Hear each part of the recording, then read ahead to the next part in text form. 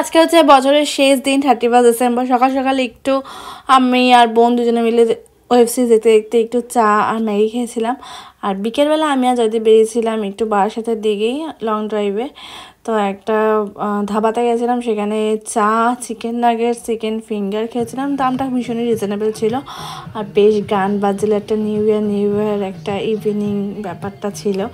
অনেকক্ষণ টাইম কাটিয়েছি, বেশ কোয়ালিটি টাইম স্পেন্ড করে আমি 9:30টার মধ্যে বাড়ি ঢুকে যাই। দেন আমাদের বাড়িতে আজকে হয়েছিল পিকনিক, বিকজ আমার দাদার এক বন্ধুর বার্থডে ছিল আজকে, মানে 31st, আর তার 1 মাসও নেই, 22শে জানুয়ারি বিয়ে।